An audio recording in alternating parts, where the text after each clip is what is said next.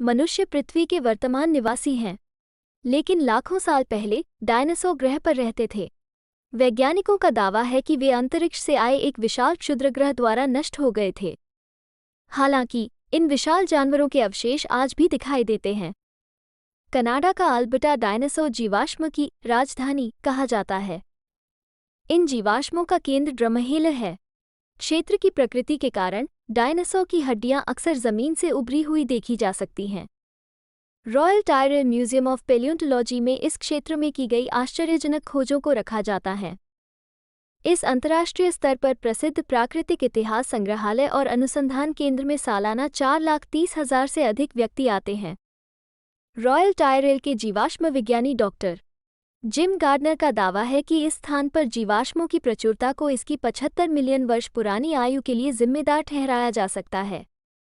अब के विपरीत उस समय ये क्षेत्र एक अर्ध उष्णकटिबंधीय तटीय मैदान था, जो इसे उड़ने वाले सरीसृपों, मगरमच्छों और डायनासोर जैसी प्रजातियों के लिए आदर्श स्थिति प्रदान करता था। मरने के बाद डायनासोरों को संरक्षित करने वाली परिस्थितियां भी एकदम सही थी। उनमें से बड़ी संख्या में मौसमी तूफान और बाढ़ से मारे गए। इसके बाद उनके शवों को बड़ी मात्रा में तलछट के नीचे दबा दिया। पानी ने इसमें महत्वपूर्ण भूमिका अदा की, जिससे उनके शवों का जीवाश्मीकरण हुआ। घटनाओं की इस श्रृंखला के परिणामस्वरूप अल्बर्टा विश्व स्तर पर प्राथमिक डायनासोर हॉटस्पॉट के रूप में उभरा। पानी ने ही उनके शवों को बाहर निकालने में महत्वपूर्ण भूमिका निभाई।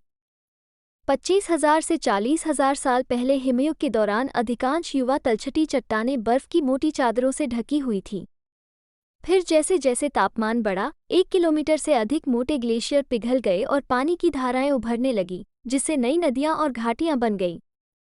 गार्डनर ने कहा, इस प्रक्रिया से चट्टानों के अंदर डायनासोर के जीवाश्म का पता चला। हर साल कटाव के कारण कुछ मिलीमीटर चट्टान नष्ट हो जाती है और नए जीवाश्म मिलते रहते हैं। रॉयल टायरल संग्रहालय द्वारा रखे गए 3 मिलियन से अधिक नमूनों में से 1% से भी कम सार्वजनिक प्रदर्शन के लिए हैं।